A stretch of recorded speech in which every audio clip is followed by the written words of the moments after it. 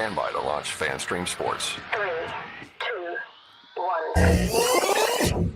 Let's start. Hello, sports fans. Welcome to FanStream Sports.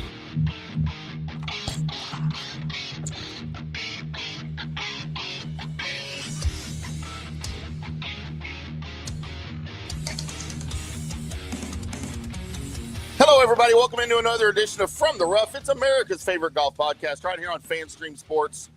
I'm IndyCarTim from sunny 80-degree Christmas Eve, Dallas, Texas. And PGA of America member Johnny Gerber is live from, I don't know, is it 80-degree sunny Columbus, Ohio? It feels like 80 degrees for Columbus, Ohio. It is, I will say, it is 56 degrees in Columbus, Ohio on Holy Christmas crap. Eve. That is pretty close to a record. And we are in the beautiful FanStream Sports Studio in Columbus, Ohio. We do have it. I'm going to look at the thermostat. It is close to 80 degrees in here because, you know, I like it warm. So, no, it's uncannily warm. It's going to be warm here for the next 3 or 4 days. Luckily, I brought the good weather from the south. And, no, it's great. It's still gray, and I haven't seen the sun yet, and then there's no leaves, and the grass is brown, but it is warm. It is warm, buddy. Seems insane to me for Columbus, Ohio to be pushing 60 degrees on Christmas Eve. It's weird. I still see bunches of snow on the side. They had a little snowstorm last week. So sorry, I'm eating pretzels. I got a little. Yeah, you know, the number one rule of broadcasting is you don't eat on the air. That's fine. Well, I'm fine with that. I won't do that. But if they say I can't drink, I'm out. No, we got the audio of your big chug of drink right as we were coming on the air here because I had your mic hot and I didn't know you were drinking, so I had to pull it down real quick. So everybody got a good earful of your ice in your cup. Well, you get used to it because it's not going to stop. That used to be a staple of the show when we did it live at the bar with Chris Bussell on the air with us. Yeah. As he didn't know how to take a drink out of his drink without making the ice noises. And we had headphones, you know, so I didn't have to pull anybody's volume down. But how do you do that? I don't know how to do that either. It was you're just very careful with your drink. And normally you're not drinking out of plastic because plastic makes noise. Look, I can do it right here. Watch this. I heard it. Well, there's no ice in your cup. Mm-hmm. There's no ice in your cup. There's ice. Well, you can't blame Bus because Bus doesn't drink. So, you know, that's a Bus doesn't drink, he gulps. He's the only person in the world. Gin. You know my theory. I don't trust people that don't drink, but he's the only person in the world that doesn't drink that I trust. He's the only person in the world I know that drinks gin, other than my 62-year-old sister-in-law. Yeah, and every time, you know why he doesn't drink though? You know why he doesn't drink? Because every time he drinks, he has a kid. Well, did he stop drinking? Because last time I saw him, he was gulping like a mofo. Where? When did you see him? Last time when you were in Dallas, before he ever moved to Kansas City. Yeah, that's the last time he had a kid, so he quit drinking. Yeah. He doesn't want to have any more babies. Wow. Yeah. I mean, that's probably what caused me to have babies, the 17 that I'm aware of. That's not. You're just a Jasper. I don't know if I'm a Jasper. Yeah. Jerome. But it is From the Rough golf time. We've haven't with the off season here. We haven't been on regularly, boys and girls. But it is New Year or Christmas Eve. Merry Christmas to everybody. Happy holidays. Happy Hanukkah. Whatever it is that you do. Happy Boxing Day. Whatever the holiday is, we wish you the best. Kwanzaa, whatever it is. Yeah, the best one that you can possibly have wherever you are. And we appreciate everybody tuning in here to From the Rough. And again, special shout out to our sponsors, Orion Golf, Turf Life, Golf Central Magazine, and of course, Tom's Town Distilling Company there in Kansas City, Missouri. As I'm partaking of some of that wonderful Tom's Town vodka right now. The best. It is the celebrating best. Christmas Eve alone in my house, and it couldn't be quieter, and I couldn't be happier. That sounds perfect. As it's just me, my alcohol cabinet, and Reese Witherspoon, and Legally Blonde on the TV. That's my Christmas Eve and my New Year's Eve tradition here in the house. Sounds perfect to me. That sounds perfect as gets. Every New Year's Eve, Eli and I watch, and then Parker watch Legally Blonde. That's our Christmas tradition. I mean, strange movie to pick, but okay. I mean, if it works and it fits, and the boys get excited seeing a 16-year-old Reese Witherspoon. I'm okay with it. 16. Well, she looks way 16. older than that. She looks 16. That's the last time she looked good. Look, I'm not a Reese Witherspoon fan at all. I've never have been. Listen, but I love the heck out of that movie, and that's the only time I thought she ever looked good. She is the Ralph Macchio of women when it comes to movies. I don't know what that means. What does that mean? Ralph Macchio was 47 years old when he did Karate Kid. He wasn't. He just looks he's 47. He wasn't. He was like the youngest one on that cast in The Outsiders. Yeah, he was 12. No, he was still 26. No. Yes, he was. I think you're wrong. Benjamin Ralph Macchio Button. now is only like 35. Yeah, he looks 35, but he's 60. 60. I think he's younger than me. No, sir. Well, no, he's 60 years old. Look it up. He's 60 Ralph years old. Macchio is 64 years old right now. See? And he looks How like old are you? You're 64. This is good. You can go to 10 years older than me, isn't he? Wow. You can go to hell, and this is going to be a quick show if you keep throwing those darts. You know what? You want to know an admission here? That you like Ralph Macchio? Never seen The Karate Kid. And you know what else? I never will. Well, everybody enjoy their Christmas. Thank you. Maybe that should be a new tradition. You should watch Karate Kid. No interest in watching the stupid Karate Kid. It was awesome. Come on. Did you also like part 2, part 3, part 4, part 5, part 6, and then they did the Cobra Kai. Did the new one with Jackie Chan and Will Smith's idiot kid. And that was trash. But Cobra Kai was good. What is Cobra Kai? Yeah, wasn't that a TV? Was that about Karate Kid? Yeah, 100%. Oh, I didn't know that. That was like a TV show, right? I didn't know that was related to Karate Kid. I have no idea. This is either going to be the greatest show or worst show I've ever. I have zero interest in the Karate Kid. Why? That is. Movie. I think they did it. What 1984? So you 84 is when it came out. I was 14 years old. You were 26, and it was just awesome. What you're saying is he should have been called the Karate Man, not the Karate Kid. You're the only person in the world that I know, and I know a lot of people that's never seen Karate Kid. That's fine. I will continue to be the only person that has never seen Karate Kid, because I have zero interest. Coming from a guy, know something else. I'll give you another hot sports opinion. My cousin Vinny sucked ass. It was not a good movie. It was never a good movie. The only redeeming attribute of that movie was Marissa Tomei. I'm not disagreeing with that part, but coming from the guy that has chosen to watch Legally Blonde on Christmas. It's so great. I didn't choose it. My kids did. Which is arguably one of the dumbest movies I've ever seen in my life. Absolutely it is. I agree with that. And you can't figure out a way to watch Karate Kid. I don't want to watch Karate Kid. There's no redeeming qualities of Karate Kid. There's a lot. Other than Arnold from Happy Days. Does it bring Arnold from Happy Days? Yeah, Pat Morita. Oh, that's right. He was. See? So that's the only thing I know about it. There's Arnold from Happy Days is in it. Would it bring up like bad memories that you got beat up in high school or something? No. Like, okay. I mean, no, I've come to terms with getting beat up. Well, not in high school. I got beat up in elementary school a lot, but by the time I was in high school, I was doing the ass kicking. Well, it just builds character. Yeah.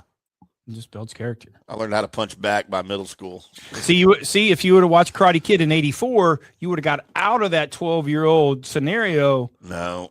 And doing that stupid pose where he's got his arms up in the air. It's called the crane technique. And he's like on one foot, whatever the heck that is. It's called the crane technique. When he gave literally the guy that he's trying to attack about a 45-minute head start on what he was about to do, and somehow he still couldn't get away from it. What was that all about? Crane technique. Talk about unrealistic. No, 1984. It's extremely realistic. Oh, because karate was different in 1984. Yeah, 100%. Everything evolves, right? Everything evolves, and it gets better. It's got to be one of the dumbest premises I've ever seen in my life. And it comes, and then you go to Karate Kid 2, where he goes to Japan, and because Arnold's father died. Arnold from Happy Days. Mm-hmm. His father died, and he thought he was cock of the walk, and then he goes over to Japan, and he gets trout dunked. Because the old teaching of Arnold from Happy Days, Pat Morita, tutelage is like way better over there, right? So he just started, and he just gets beat up. At this point, I'm not even sure Japan's a real country. Like, is that even a real place? Are we sure that we actually bombed places in World War II, or did we? Did you hear that ice? Like, did you hear the ice? Because when you start did. making those comments, I'm going to do ice. It's going to be the ice shuffle. The ice shuffle. Yeah. But we are not here to argue the credibility of the nuclear bombs in Japan or the viability and realism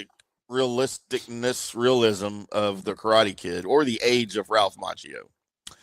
We are here to talk golf and all that implies. And we are in the off season a little bit, but there's a lot of stuff going on. A lot. Where Johnny wants to break down you wanted to break down the up and comers for 2026, some players to watch. I want to talk about some guys that absolutely sucked balls in 2025 that could be on the looking for a rebound in 2026. And there's some big names on that list. Yeah. And one of those big names that we'll talk about is one Brooksy baby Koepka. As he and look, I'm going to do some digging into this for a future show because I want to know exactly how this went down because somebody's going to tell me. I'm going to tell you. Because we are finding out, or we are hearing that this was a, quote, mutually parting, end quote, of the ways. And I dispute that 1,000% that this was not mutual. But for PR sake, they're both going to come out and say that. But I will find out what exactly happened, who kicked who out, or why somebody wanted to leave. I'm going to tell you. I have my theories. I'll let you tell me, and then it might be the same as what my theory is. Well, I want to hear your theories first, all and right, then I'll tell you what the lowdown is. All right. Well, we'll get into that towards the end of the show about Brooksy, the possibility of him coming back to the PGA Tour, and the PGA Tour is sort of preemptively addressing this, kind of very mysteriously, with a public statement about Brooks Koepka and that really doesn't say anything, but it says a lot at the same time. So we'll get into some of that as well. But Johnny, let's as we get ready to roll into 2026, the 2026 PGA Tour season, why don't you kind of give us your guys to watch who you think is going to make a splash and why, and maybe even from a betting standpoint, because our show is based a lot on that aspect of the game and of sports, and some guys that we're going to have to keep an eye on that we might see on some of your cards in 2026. Yeah, you want to go through the guys that I think you're going to bounce back first, or you want to see some? You want to think about? We can do bounce back first if you want. Yeah, do that. Okay. Yeah, let's do bounce back. We'll it's do bounce a little back fresh first. in my head. It's a little fresh in my. Go ahead and jump on yours. Who you're thinking, and I'll rebut or I'll say, hey, yeah, pretty good pick. Give me your top 5 guys you think it's going to have a bounce back. Yeah, and this. And when I say bounce back, let's put it in the frame of guys that you think that didn't have a great year to their standards. Sure. Right. Yeah, and that's really what a bounce back is, right? Yeah. Not to listen, the guy lost his card or blah, blah, blah. The standards of what you've been expecting from them for the last 5 or 6 years. Yeah, because this is kind of a part of golf that a lot of fans don't like to talk about, but everyone touches on. And look, staying at the top of your profession is hard at any level, but especially for golf, it's almost impossible once you get there or once you approach it. And there's a reason why we talk about guys like Scottie Scheffler and Rory McIlroy like they're operating in a different universe. Scottie's been world number 1 longer than anyone since Tiger. Rory hasn't fallen outside of the world's top 20 for more than a decade, and that's not normal. No, those guys are superhuman beings that are accomplishing something out of the ordinary right now, and that's not sustainable for most golfers.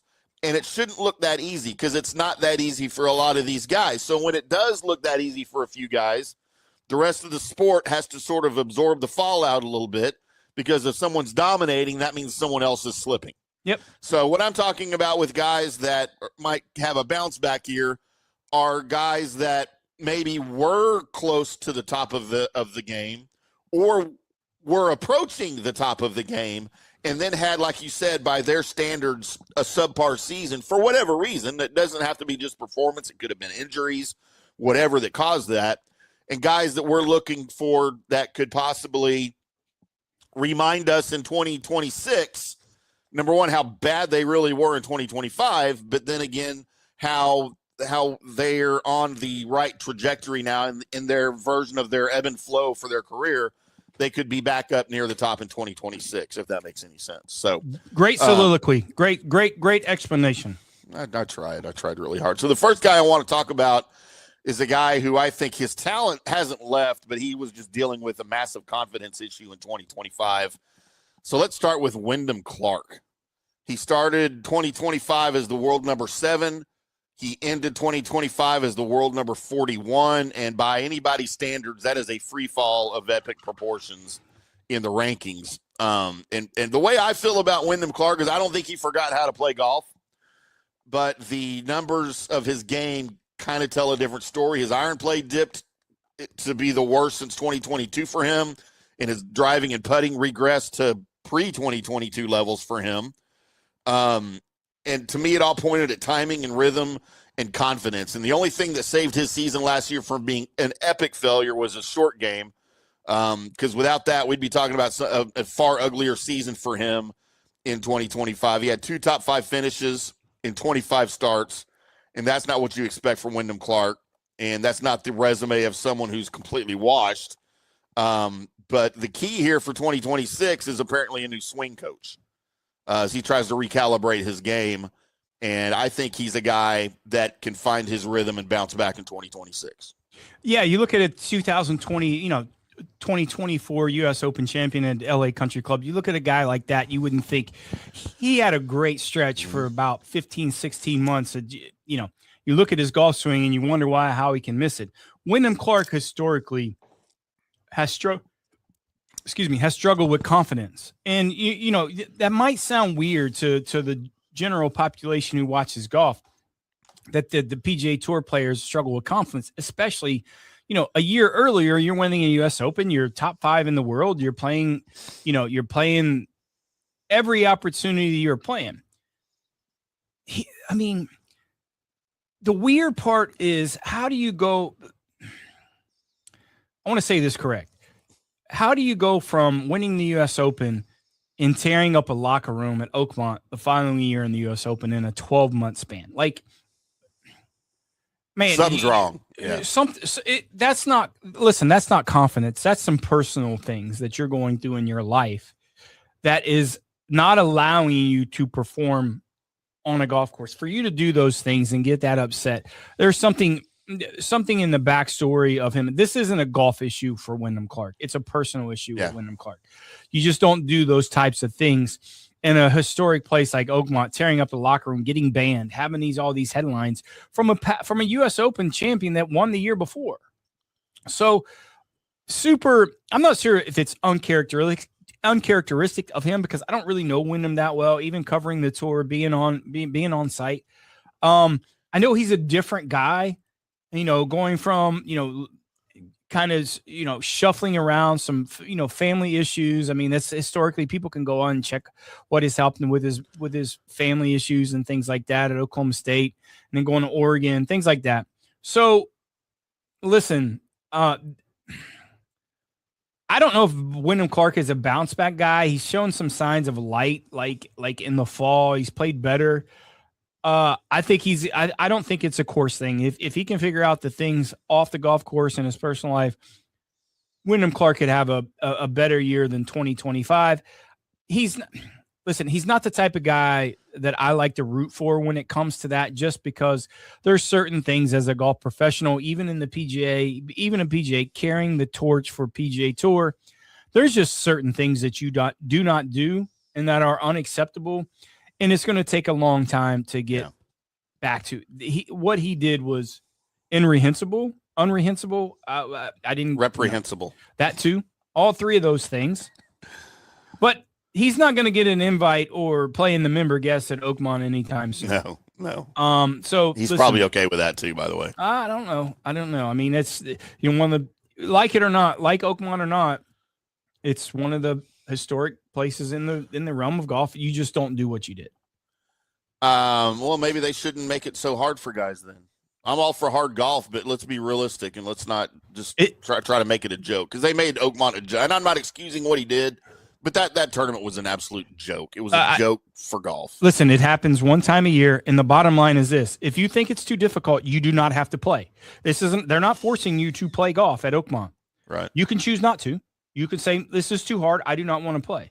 So everyone had to deal with the same conditions. It's just how he wasn't mentally tough in his personal life to deal with those types of things. It's real simple. And he might not ever be. Maybe not. My next guy on my bounce back list might be the hardest player on this list to evaluate, honestly. I'm a fan, slightly. Local kid, Johnny, here from Dallas. I'm talking about Jordan Spieth. He had better numbers in 2025, but he had much of the same frustrations. Since winning the Open in 2017, which has been 8 years now, he's won twice. 2 wins in the last 8 years. And that number doesn't compute when you say 3-time major champion. There's something wrong. So we know the wrist injury explains some of it. He had the hand herpes with Scotty Scheffler prior. It's been a year ago now, I think, because it was Thanksgiving. So that had something to do with it. The offseason surgery supposedly gave him some physical relief.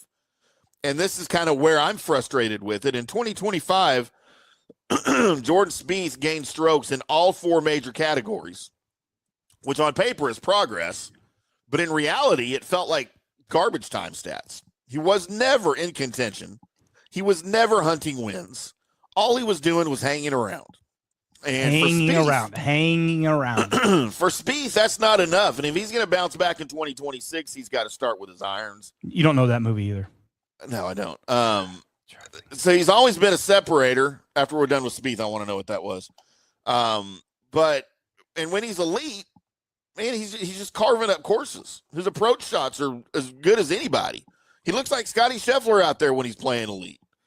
But the question for Jordan is, and I say that he may have a bounce back year. I'm not sure he'll ever have a bounce back year. He may just be done. Well, he's not done. Let's go. He is my number 1 bounce back player for 22. I hope you're right. For 2026, and here's where I'll tell you why. So everyone on the PGA Tour, especially right now, is when they go to the situation that they have their family and their life gets adjusted and having the kids and getting structured. Jordan Spieth is in that law. Jack Nicklaus went through it too. Listen, Tiger Woods, not saying he went through it, but he went through it for other reasons. For other reasons, right? The PGA Tour players, their ball striking, tee to green, irons into the green, certainly through the course of years that you play is going to leave you. I've had a testament, and I've said this a lot, that Jordan. By the way, Karate Kid just came on my TV, so it's something's Karma. Netflix or somebody's listening to us right now. Karma. So I always said that Jordan needs just a different voice. He's had Cameron McCormick since he was 12 years old. I love Cameron McCormick. I think he's a great instructor. Sometimes you just need a different voice. He's not getting rid of his caddy. Here's where I'm going to tell you. Ball striking players, it comes and goes. He struggled with his ball. But guys who have elite short games and elite chipping and putting, they stay. That doesn't leave them. Their ball striking does. Jordan Spieth just needs to get a little bit tighter, a little bit more discipline, get back to being Jordan Spieth, right, and he's going to have a great year. And I think this is it. I think his family life is structured well. His kids are, going through that. You got to realize Jordan Spieth's still young. Was he 28? Is he 28, 30? I mean, I don't really know. I mean, he's not 64 like Ralph Macchio, but he's 32. Okay, still. He's old. It's past his prime. He's not. It's not past his prime. He's not past his prime. Hold on. Sorry. That hand herpes, I think, was worse for him than most people think. I think just, what's that Allstate commercial? Life comes at you fast, right? Or whatever that is. Jordan Spieth's not going anywhere. Jordan Spieth is going to get back to being Jordan Spieth, and it's not going to surprise me if he wins a major in 2026. All right, Jordan Spieth. So there's our first couple of bounce back players for 2026. So we're up against a break. Let's take a break here, and then we will come back. We will give you the rest of the list. for our bounce back players. And then we will also get into some Brooks Koepka talk right here on From the Rough. Special thanks for Orion Golf, Tomstown, Turf Life, and of course, Golf Central Magazine right here on FanStream Sports. I'm Tim, that's Johnny, back after this. Hi, golfers. IndyCarTim here. I want to talk to you a little bit about Golf Central Magazine. It's not just a golf magazine. It's the magazine for everything. Turf, travel, philanthropy, and lifestyle. Head over to golfcentralmag.com and check out the latest issue. Some of the regular features in Golf Central Magazine: the Golf Bachelorette of the Month, the Golf Bachelor of the Month, the Golf Cart Girl of the Month, Golf History, Grip It and Sip It. So head over to golfcentralmag.com. It's free. It's the magazine for everything: turf, travel, philanthropy, and lifestyle. Golf Central Magazine at golfcentralmag.com. We'll see you there. Hey, folks, let me tell you about Bay Area Modern Medical Center, a very different kind of approach to primary care. Personalized preventative medicine, not a one-pill-fits-all mentality. Christopher Lugo and his experienced medical staff are proactive in looking at issues before they become a problem, encouraging a healthy lifestyle with proper diet, supplements, and exercise to optimize your active lifestyle. Rather than the impersonal, rushed approach, you will be the only patient and will have our full attention. That's new. Getting old is inevitable, but feeling and looking old is avoidable. Bay Area Modern Medical Centers are experts in anti-aging regenerative medicine that optimizes your body's performance in many areas. So call for an appointment to get started on a journey back to full health and a happy life with a new, modern way of healthcare. Call 844-977-3477 or go to BAMMC.com. That's 844-977-3477 or BAMMC.com. Today's show is brought to you by Tomstown, a premier craft distillery based in Kansas City, Missouri. Discover their award-winning lineup, including double oaked bourbon, botanical gin, and double grain vodka. Named the best craft vodka by the readers of USA Today. Available for online delivery in 40 states. Visit toms-town.com or their Kansas City distillery to explore more. Elevate your game with Tomstown, where history meets innovation. Please enjoy responsibly. Hello, folks. Let's talk a little bit about turf life. And what is turf life? It's pretty much if your life involves turf in any way, shape, or form, you live the turf life. Go ahead and brand yourself with the turf life. Maybe a back window decal, maybe a hat. You know where you can get those kinds of things? To showcase that your life revolves around sports and or anything that involves sports. If it's a sports business or sports education or just your enjoyment of the outdoors, head over to turflifeclub.com. Become a turf head. Join the club today. You can do that by going to that said website that I just told you to go to. You can snag your window decal like I was talking about, or any of your other turf life accessories. Show everybody that you live the turf life, and we'll see you there over there at that turflifeclub.com. Although it may seem tempting to go without health care insurance, the financial risk far outweighs the gain you may experience. For example, did you know if you simply broke your leg, it could cost you nearly $7,500? Put on top of that a hospital stay, you could be looking at $10,000 to $15,000. Ensuring that you don't go uncovered is so important, as according to CNBC, high medical bills are the highest contributing factor to why Americans end up taking money out of their retirement savings, or worse, find themselves filing bankruptcy. So go to don'tgouncovered.com or call 800-669-1505. Now, depending on your income, you can get plans for zero premium. Our experts will guide you through the process effortlessly. They will shop many plans and find the one that's right for you. I called and I have full health coverage through Florida Blue for zero monthly premium. It's a free call. So why go uncovered? It's a huge risk. Go to don'tgouncovered.com or call 800-669-1505. That's 800-669-1505. Orion Golf Management Solutions. Orion Management Solutions has tailored its service packages just like it tailors its approach to customers. Some owners need more supervision, while others need periodic assessment of their short-term and long-term strategies and programs. Orion can be called in to develop a business plan with the existing staff, or we can assist with the daily management of a facility or event. Either way, we make sure the client is satisfied and understands the direction the facility needs to go in order to achieve the owner's goals. Orion Management Solutions can help with owner assistance service solutions, daily course management, business plan development, monthly operations, or as-needed consulting services. Whatever your need, Orion Golf Management Solutions can help. Check out oriongolf.com. Let's go. right now. Back to the show on FanStream Sports. Welcome back to From the Rough right here on FanStream Sports. I'm IndyCarTim. That's PGA of America member John Gerber. As we are breaking down the top candidates for a breakout season in 2026 on the PGA Tour. Coming up, a little bit of Brooks Koepka talk. Is he coming back? Is he going away again? Was he ever really here? Does anybody care?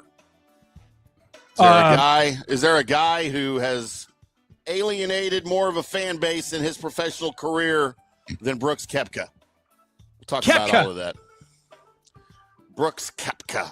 All right, Johnny, let's before we resume our 2026 breakout talk, you got to tell me what the movie reference was. Maybe I have seen it and I just didn't understand what you were saying. Hanging around. I don't know what that is. All the listeners, Rounders. Oh yeah, I've never seen Rounders. Of course you have not. The hell is Rounders? Oh God. Oh, just Rounders. Rounders. Oh, you know why I've never seen that? Because Matt Damon's in it. Because it's got two of the actors that are on my list. If they're in a movie, I'm not. If one of them is in a movie, I'm not watching it. Well, and it's got two of them. And coming from the guy that thinks Denzel Washington is the worst actor in Hollywood, he's one of them. Yeah, no, you're right. He is. He's one of them. The comments. Denzel Washington is not a good actor, and by any reference of good acting, he does nothing. He's the same character in every single movie he ever plays, and it's bad. It's a bad character, and he's bad at playing it. The Academy Association begs to differ, but it's okay. Does anybody care what the Academy Association thinks? Does anybody put stock in Academy Awards anymore? LA does, I guess, apparently. If you want to live that life that LA lives, then that's on you. You go be part of that community. How was what's that? Born in LA? No, what's that movie? I'm not an LA fan, and you got me singing now. So what are you doing to me? I think whatever you're drinking is what's got you singing. No, I'm not drinking. I got nothing in this red Solo cup besides Gatorade. Trust me. Because every time you drink stuff, you got to go pee every 8 minutes, and we don't have 8-minute breaks. You're in trouble. You're in trouble. We got to take breaks in the middle of segments now. You let me know when you're done. Do you need another red cup? You can just pee at the table. That would be frowned upon. By who? Probably the people that do not want to see me adjust myself. Well, I can take you off the picture. Well, yeah, you'd love that because it's your show. You would just love that. More Tim. It's not my show. Let's get more Tim. If it was my show, I'd be doing more shows by myself. With Denzel. That will never happen. I mean, yeah, if he wants to come on the show and talk golf, he can come on. Maybe he's a good golfer. I don't know. He's got to be a better golfer than he is an actor. What's your big discrepancy with Matt Damon and the Hulk? Well, first of all, he's not the Hulk. Well, he played the Hulk. Yeah, and then he got fired from the Hulk because he sucks. Well, he made one movie, Ed Norton. He's the Hulk. No, Mark Ruffalo, who's also a horrible actor, is the Hulk right now, not Ed Norton. No, Ed Norton's a horrible actor, and he's been in one good movie. Who, Matt Damon or Ed Norton? Ed Norton's been in one good movie. Primal Fear? Fight Club. Primal Fear was pretty good. Never heard of it. And he got carried by Brad Pitt the whole time. American History X was pretty good. Never heard of it. You got to do me a favor. Turn around in your swivel chair. I'm wired. Give me the dimensions of that little cubicle that you've got where you're at right now. I'm not in a cubicle. Okay, because whatever box you're in right now you got to get out of it. You got to get out of it. I can't. I don't have any money to go anywhere. Well, break through the door and actually. I know you got cable at your house because I pay for it. So we got, I got Star Wars on right now. I had to turn off Karate Kid because I could feel the room getting dumber. Your goal after arguably watching the worst movie in the history of movies with Reese Witherspoon or whatever. Yeah, she's please bad. Watch Rounders. I'm not watching Rounders. It's about what, poker? Isn't that a poker movie? It is well, kind of. Yeah. All right, now I'm out. I consider it a lifestyle movie, to be honest with you. I'd rather watch Diner. And Karate Kid. That's a lifestyle movie. Diner? Yeah. What is that? That's a lifestyle. Oh, you don't know what Diner is? Oh my God. Who's in Diner? I've never seen Diner. Who's in it? Is it 1920? 1982. Black and white Bacon, movie. Mickey Rourke, Steve Guttenberg, Paul Reiser, Tim Daly, Daniel Stern. Coming from the guy that is still one of watches the greatest movies of all time. Gunsmoke. Can't believe you've never seen Diner. Gunsmoke. I like Gunsmoke. I know you do. Of course you do, Nancy. Me and Nancy watch Gunsmoke when I come up to Columbus next time. She's watching that now. Probably is. So back to our list before we start fighting over actors. And by the way, Legally Blonde is not the only movie I watch over Christmas. My other Legally Blonde Christmas movie that I watch, no, that's trash. The first one was so good, but the second one's trash. Yeah. I mean, Denzel Washington could have starred in the second one. That's how trash it is. Oh, boy. But of course, It's a Wonderful Life is my annual movie, but I watch that by myself because I usually cry at the end and I don't like people to see me cry. And my kids don't like to see me cry, so they don't watch it with me anymore. So I always watch, because Channel 5 here, the NBC affiliate here in Dallas, usually they own the rights to it for Christmas time. So they'll usually run in like a loop for about 48 hours of It's a Wonderful Life. And I'll probably watch 10 or 12 hours of it. 10 or 12 hours. Watch it on the loop. Yeah, I love that movie. Then when it comes time to watch TV with the kids, then we got to go to Legally Blonde. It's just our tradition. It's just so weird. It's greatness. I know exactly where you live. I know exactly where you live. Trust me. I know your address. So. I picked you up a million. There's more shit to do where you live than watch goddamn Wonderful Life for 12 hours. There's really not. Yes, there is. I've been there. Everything's closed on Christmas Day. No, it's not. People. Yes. No, I can Google right now 5 places that's going to be open literally two minutes from you. Okay, Circle K gas station down the street is not where I want to go hang out on Christmas. Buffalo Wild Wings is open. They're not open on Christmas. I just don't go there. Bars are not open on Christmas. Restaurants are not. Grocery stores, none of those are Every open on bar in Christmas. Columbus, Ohio is open on Christmas. Not in Dallas. Fly me to Columbus. Well, don't fly me because I don't fly. But I'll drive to Columbus then. Yeah, coming from the guy that's probably getting not Zach's gonna new get in. car that gets about 90 miles per gallon. All right, that's perfect. Because it's a roller skate. Oh, is it? It's the tiniest car I've ever seen in my life. It's a Honda Fit or something. Oh my God, it's the smallest car I've ever seen. How does he get in that thing? He's a big kid. He's got plenty of room for him, I guess. I don't know. Huh. He's like 6'3", and he doesn't have any issues, but it's smaller than the Mercedes I'm in. Oh, I know. And that's saying something. Yeah. You know who else is smaller than the Mercedes I'm in, Johnny? That would be Rickie Fowler. Nicely done. And he's pretty good transition. Huh? Nicely done. And that's and look, he deserves a little bit of credit because he didn't have the worst season by his new standards now, because Rickie Fowler really has never been, maybe with the exception of a year or two, like at the top of his game. He has other priorities. We all know this. He's got, sponsor invites to places that he has no business playing in.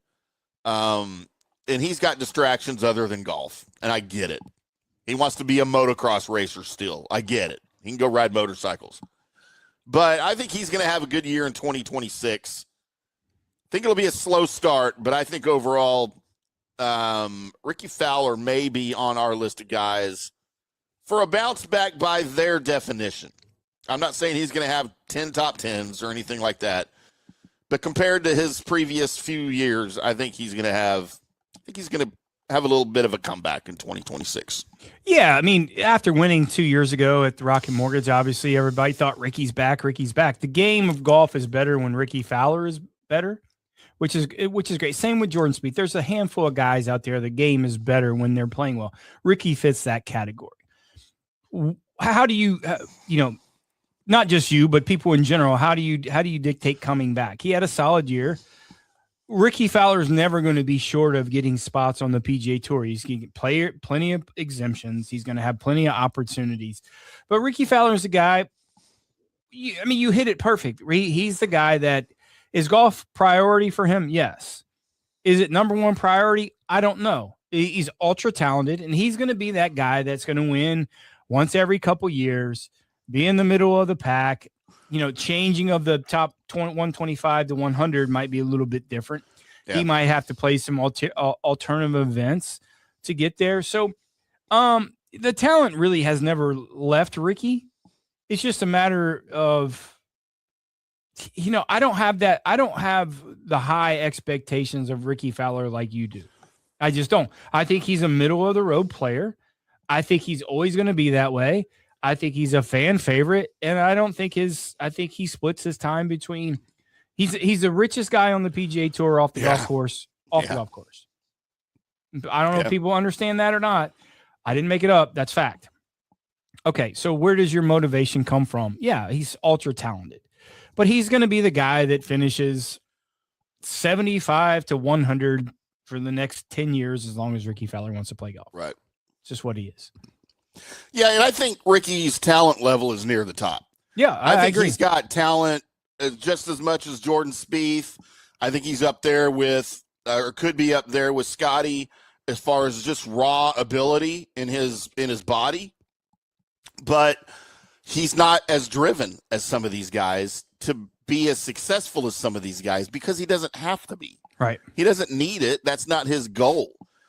And to his credit, he plays the game and makes his money and he stays relevant, in the game every year. I don't know that he's ever just irrelevant. He falls out of relevancy, but especially, for his fans, he always gives them a little glimmer of hope that he's going to be up there high on the leaderboard every now and then.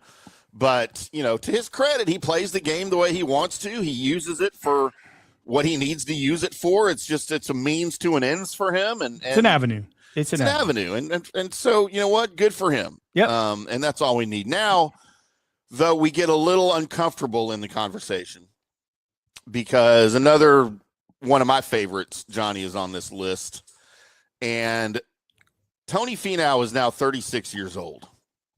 And I think the window on him is closing rapidly. It's closed. 2025, if it's not already closed. 2025 raised a lot of red flags for him. The putter did not cooperate again. But the biggest concern for him might be his driver. For the first time in his career, he lost strokes off the tee for the season. And that's pretty scary for a guy whose entire game has been built on power and control. And his game is slipping. His ability, now that he's kind of getting up there in age, is slipping. His 8'11" frame's not doing him any favors anymore. That's going to start breaking down. You get up in your upper 30s and you're that tall of a guy, the joints don't always cooperate as much, especially as much as he's abused them in his entire life, playing golf. So the results for him of all of that was one top 10 finish in 21 starts. And that's just unacceptable for a guy who's expected to be a regular winner on the tour. And to your point, have we seen Tony Finau already play his best golf of his career?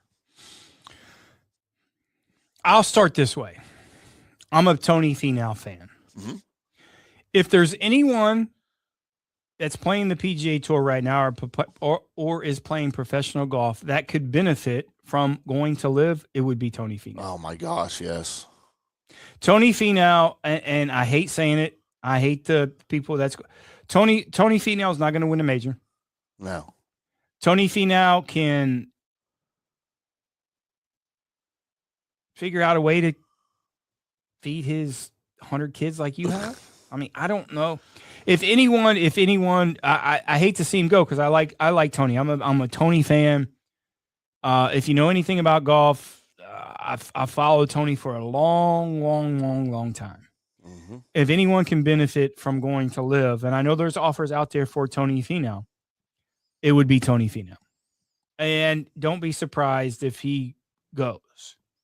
And I would not be upset if he, on a personal level, I would not be upset at Tony Finau if he does go.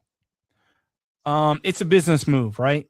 Again, Tony Finau's not going to win a major. I don't think he contends in a major. I think he has an opportunity to make a lot of money for his family, continue to make a lot of money for his family if he goes to go play LIV. All of those points are good points. I don't think he would leave for LIV. I think he's content with where he is now. I don't know. And I don't know that the money that he would get from LIV, because they're not going to offer him top dollar. He's not a name. They're going to they're going to give him $50 million over 5 years. Not $50 million a year. They're going to give him No. he can make $10 million a year playing on the PGA Tour. No, he can't. Tony Finau's never made $50 million playing on the. So you can make $10 million a year. He's never made $10 million a year. He can. No, he can't. Or 5, whatever the number is, he's content making it on the PGA Tour playing with his body of work, and his body as Tony Finau is not ascending anymore. He's descending on the PGA Tour, right? So when you're a descending product, you have very few opportunities left. Yeah. It's just the way it is. Yeah. Do I think Tony Finau's rah-rah loves the PGA Tour? I'm not so sure. He loves his family more. And if you can provide more for your family on guaranteed money, playing 5 years, $50 million, playing, potentially he fits that category. I don't know if he's gonna struggle to get in the majors still, right? Tony Finau's even playing the PGA Tour, right? Yeah. So play LIV, play Europe. He's not scared to travel. Get that $10 million a year guaranteed. If anyone, like I said, I hate condoning LIV. If anyone would be in the category of going to LIV, I would sign off on Tony. And I don't think there's any way they would offer him near $50 million over a 5-year period. I do. I just look, I just. You say you wouldn't be mad at it. I probably would. It would take a lot of the respect I have for him away. There's more guys leaving LIV. There's more guys leaving LIV. They need they're going to need a couple middle tier stars. Sure, I say, and I hate to say Tony Finau is a middle tier star, but it's just what he is. Sure, yeah, absolutely. They're gonna be focusing on some of those guys, and I don't know if LIV's going to be around for 5 years. Yeah. But if you can get that payday and playing 10 events, I wouldn't blame Tony Finau. I mean, he said last year, right around this time in December, that he wanted nothing to do with LIV Golf. Well, they didn't offer him enough. Well, and again, I just don't think that the money he would make, what they would offer over there, would be worth his while. If it is, it's fine. He's clearly on the decline of his career. And for me, all he really needs to do is bide his time for the next 13, 14 years till he can join the Champions Tour. Then I think he'll be completely happy on the Champions Tour. Well, I'm not so sure that's going to happen either, right? I mean, you don't know what's going to happen with the Champions Tour. They're already making adjustments, and you can't make that money. And Tony's a big guy; his body's breaking down. When you go at it that hard as a big guy swinging the golf club, your body breaks down a lot easier. Yeah. Is he going to be fit enough, or does he really want to play the Champions Tour? Yeah. Man, that's a long way away. And if you can bankroll $50 million for the next 5 years and not worry about playing golf, or you just want to be with your family more, who knows? Tony Finau can make $1 million a year not playing golf and doing clinics. Right. Yeah. I mean, so he's not going to never be probably more. Yeah. Yeah. He's never going to be he's never going to not have that ability to make money into playing golf. But if you can get that, I don't want to say grab bag, but he would fit the category for me to go. Yeah. And again, I don't think they offer him anywhere near that if that was on the card for them. But if they offered him 50 over 5, then whatever. Then obviously hard not to go. Take the money and run. I won't be a fan anymore. I'm sure he can deal with that all the way to the bank. Yeah. Sahith Theegala. He kind of gets the benefit of context here because of the neck injury, and this is another reason why guys shouldn't go play TGL. He hurt his neck. He blew his neck out playing TGL golf, Johnny. He tried to come back before he was healthy, and he's been inconsistent since. He's got all the skill in the world. He's way too skilled to be a one-win guy. He's too creative. He's too fearless. If he starts 2026 healthy and hungry, and think about it, if he racks up like an early win in the season, it could open the door for him, and the floodgates could come open in wins and in performance. So I think he's one of these guys that's too, and we talked about Tommy Fleetwood forever.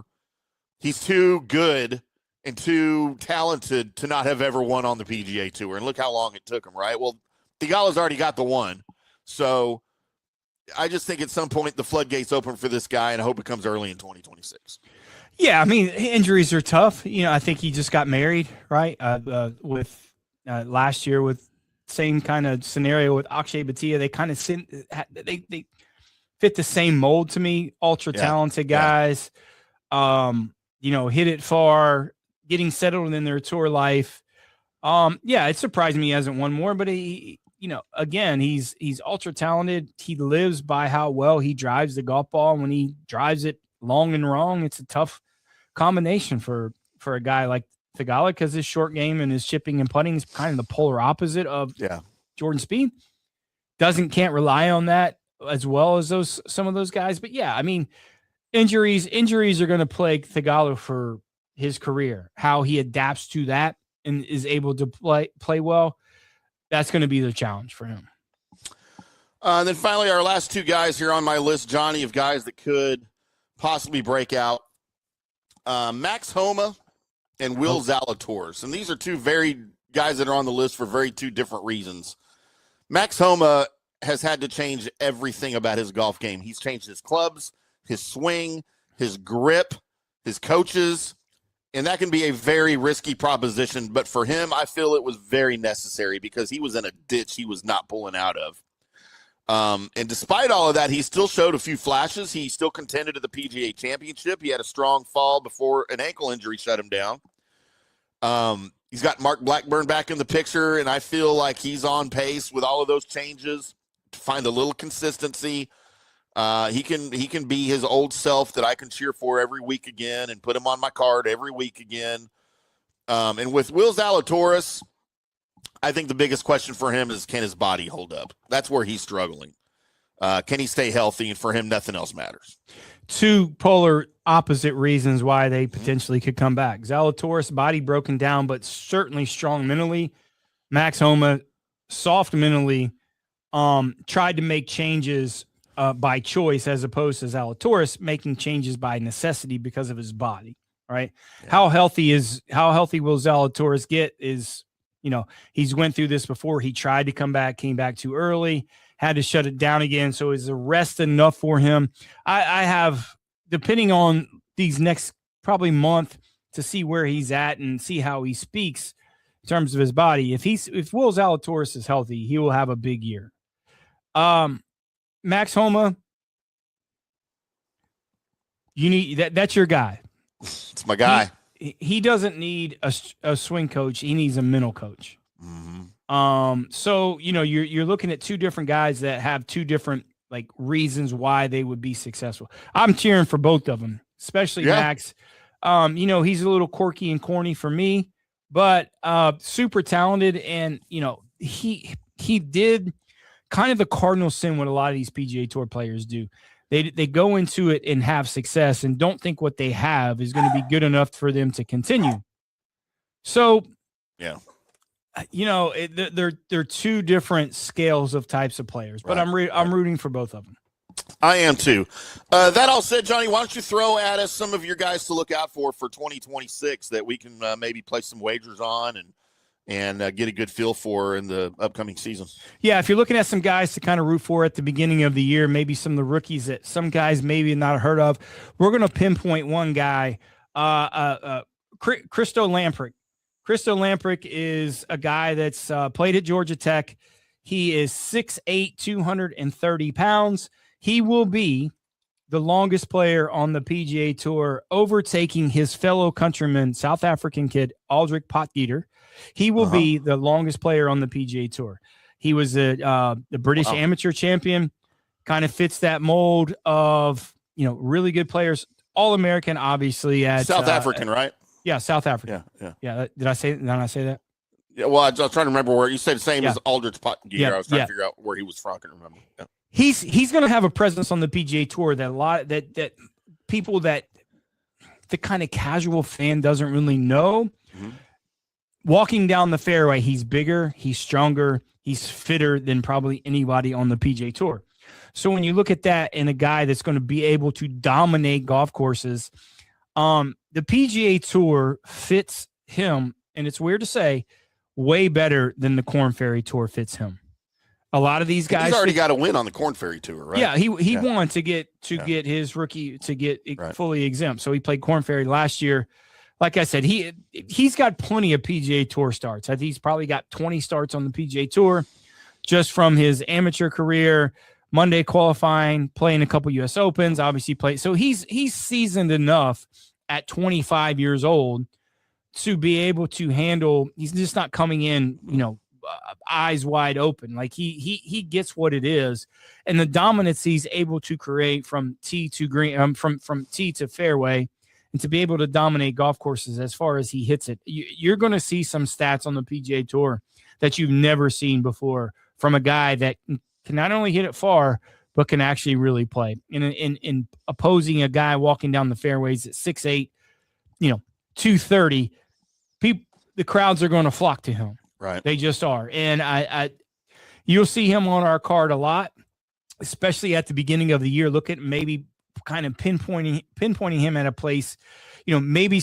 not so much Sony, because it's not really structured for a guy that hits it that far. There's a lot of dogleg. It's a little quirky golf course, but maybe getting into California and you're playing the American Express where you can hit it forever. He's going to be hitting low irons in the par fives. It's a little bit more of a lax scenario playing in a pro-am format. So look at a guy that potentially, he can make a million birdies, especially with his length. So we're going to look at him, Christoph Lamprecht, at the beginning of the year and see where he goes. But I'm looking forward to see how he does as a full-time member of the PGA Tour. Yeah, he kind of reminds me a little bit of our buddy Ludwig Oberg as far as his international competition at a very young age. Lamprecht won the World Junior Golf World Cup with South Africa in 2019. He also played in 2017. He's played on a couple of Junior Presidents Cups. So as far as the competitive international golf goes, he's got a little bit of experience, and you're right, that could certainly translate over onto his PGA Tour time. Yep. Length, there's no substitute for length on the tour. Mm-hmm. There is Korn Ferry, they kind of, I'll say that correctly. If you're a longer hitter on the PGA Tour than the Korn Ferry Tour, it bodes well for you better on the PGA Tour. Just saying. Yeah. Obviously that'll do you well. That'll do you well when you anywhere, but it's more structured for the PGA Tour. So let's get into a little bit of Brooks Koepka before we shut things down here on Christmas Eve, Johnny. Of course, Brooks announced that he was leaving LIV Golf. Yes, we all applaud that move, Brooks. So, I have a couple of questions on this. My questions are why now? Is it just a matter of his contract? Is it a matter of, and he's voiced his unhappiness on LIV Golf for a while now. This is not new that he didn't necessarily like being there, but I'm sure he liked cashing the checks every week, right? I'm sure he didn't have a problem with that. But my question, and you said you know more about it, and I'm sure everyone knows more about it than me. As far as motivation, if it truly was amicable, my thoughts on why he might decide to leave is he's tired of being irrelevant. I think he misses being in the spotlight, and no one on LIV Golf is in the spotlight. And Brooks is a egotistical maniac, and he likes to be in the spotlight. He likes to hear his name, and he hasn't had that since he's been at LIV Golf. He sucked in the majors last year. He did not have an up. He didn't win at all last year, even on LIV. Missed 3 cuts, finished 19th in the Open, or 9th in the Open. Sorry. Yeah, didn't have a great year playing golf. So the statement from the PGA Tour was this, quote, Brooks Koepka is a highly accomplished professional, and we wish him and his family continued success. The PGA Tour continues to offer the best professional golfers the most competitive, challenging, and lucrative environment in which to pursue greatness, end quote. That was the entire statement.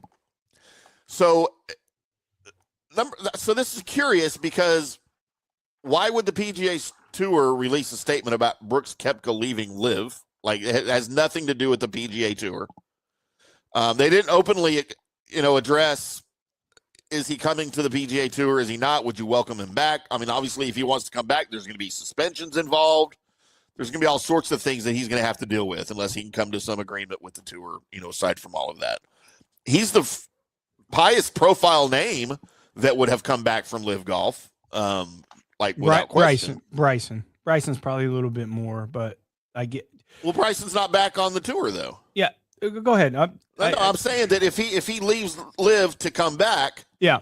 So far he'll be the highest profile name that will have come back from LIV Golf, right? So yeah, if Bryson comes back, then he'll probably trump him. But as it is now, it's him. So what are your thoughts? What are you hearing on what, number one, why he left, and number two, is he coming back to the tour? Okay, let's rewind a little bit. When Koepka signed with LIV, probably a pretty good move on his part. And here's why I tell you this: at that time, Bryson was hurt. Right.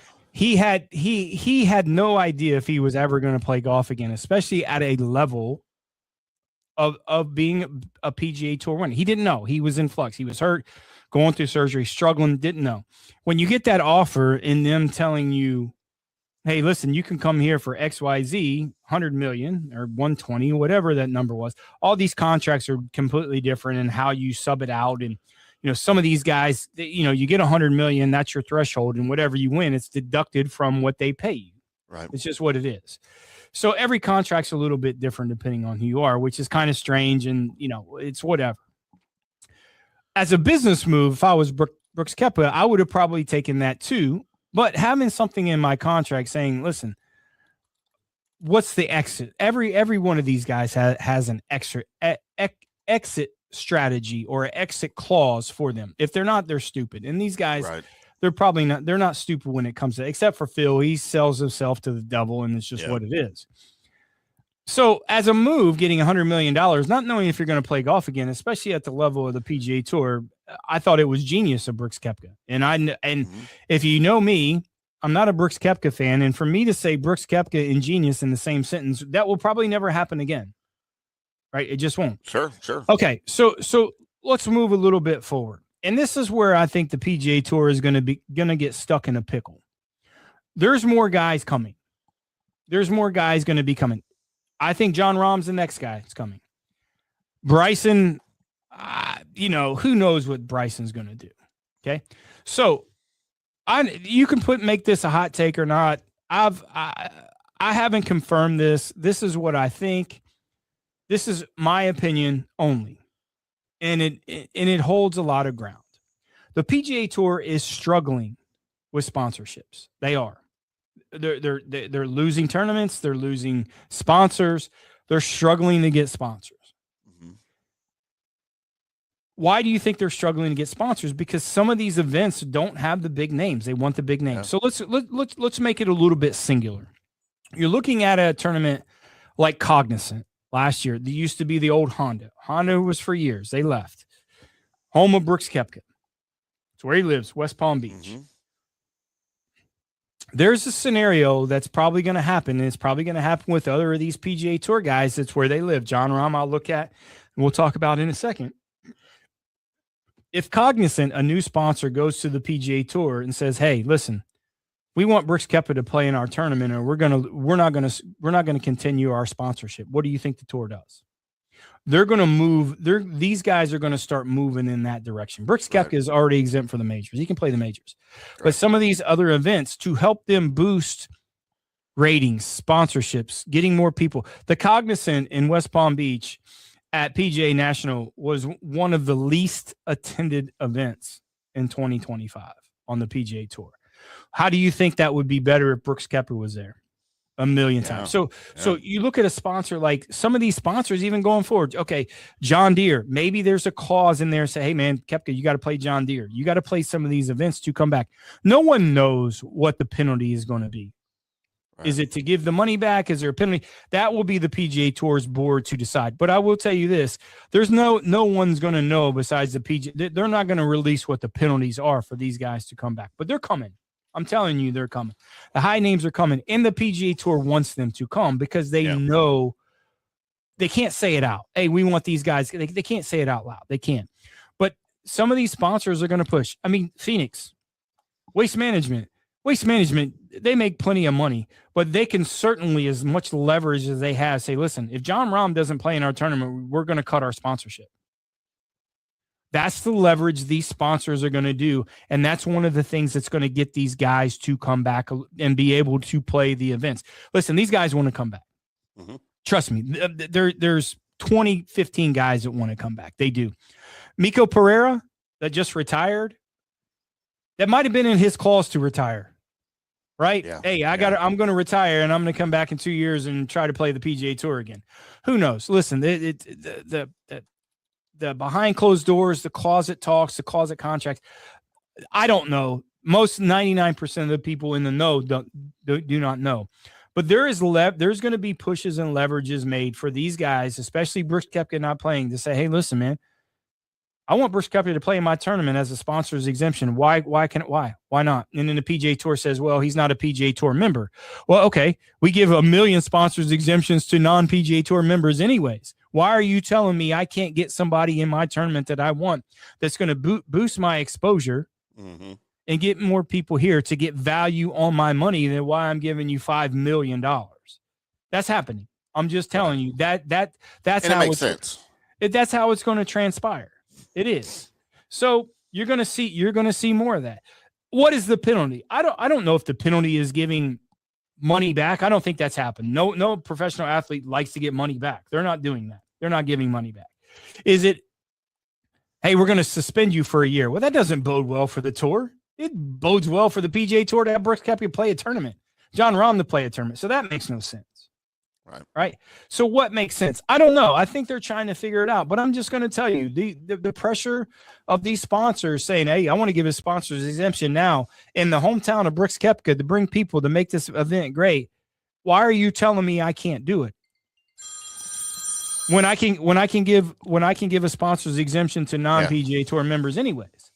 Like there's going to be that battle a little bit, and it's going to happen a lot. Jon Rahm. And like I said, maybe that's the agreement. Jon Rahm plays John Deere, or he plays Rocket Mortgage, right? Events they would never play. Like they would never play. Or they wouldn't play second tier events because they're usually during the majors, and they would kind of, whatever that is, there's going to be some sort of, middle ground. But the sponsors, I'm just telling you, the sponsors they're losing sponsors on the PGA Tour. You're seeing events that are dropping out that's been around forever and different sponsors because they don't see the value. I mean, who wants to sponsor an event that's got Sam Stevens and, no offense against these guys, Sam Stevens, but you get my point. They want the big hitters. They want the star-studded guys. And to be honest with you, hey man, all these damn tournaments are better when these superstars are in it anyways. Like, what are you doing? Like, you can hit somebody's, you can be the teacher and, hit the student's wrist all day long with a ruler. But man, that shit gets old. And you only learn so much when it comes to that. I mean, look how good the majors was this year with all these guys playing. It was compelling. Yeah. It was compelling. And listen, all these guys on the PGA Tour can play, especially when now it's going down to 100 players, exempt players. Man, listen, fans want to come out and see the superstars. You're getting guys that's coming off the PGA Tour qualifying school. Can you tell me 5 guys off the top of your head? I'm looking, you're a golf fan. You would give me 5 guys off the top of your head that you would go watch to play a golf tournament. Like just because they're there? Yeah.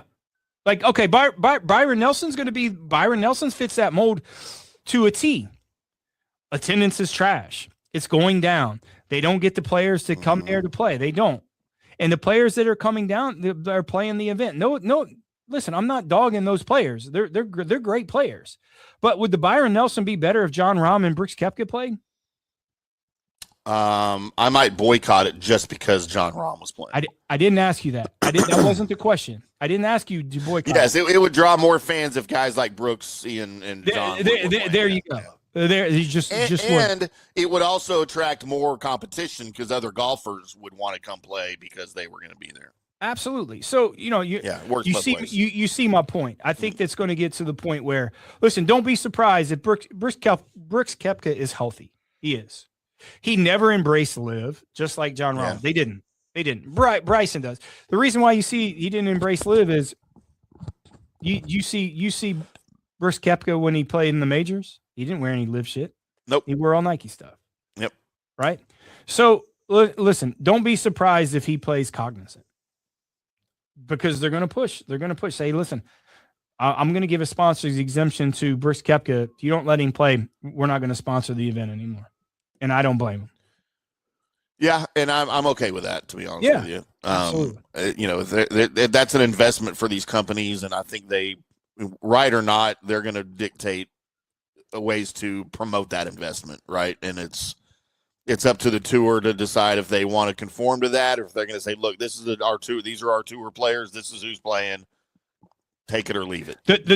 The tour doesn't dictate sponsor exemptions. That's the Right. sponsor. Yeah.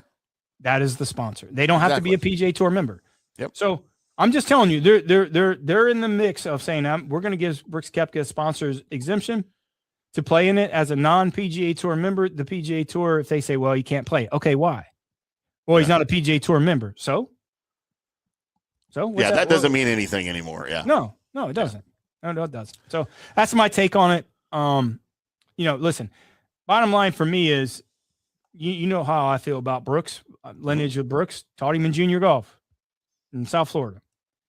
The PGA Tour is better when Bryson's on tour, John Rahm's on tour, Joaquin Neiman's on tour, Brooks Koepka's on tour. The PGA Tour is better when they're playing golf. Sure. Just what I think.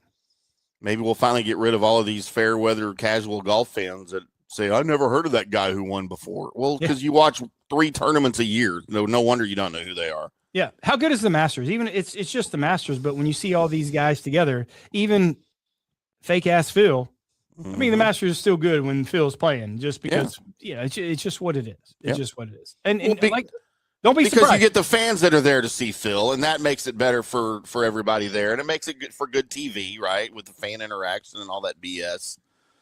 That's fake, by the way, but it is what it is. Who's to say, hey man, Rocket Mortgage wants to give John Rahm an exemption to play, non-PGA Tour member, never played there before, and the PGA Tour tells him no. Right. Well, Rocket Mortgage can say, man, listen, when you ask me to write you a check for $5 million, I'm going to tell you no. Yeah.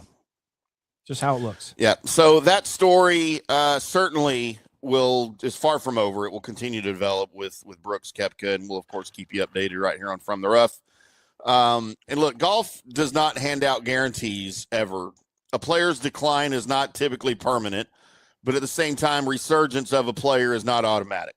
And 2026 isn't going to be about just who's the most talented. It's going to be about who adapts, who stays healthy, and who still believes they belong near the top. And that's what makes next season so fascinating, along with the younger guys that are coming in, thinking that they're running things.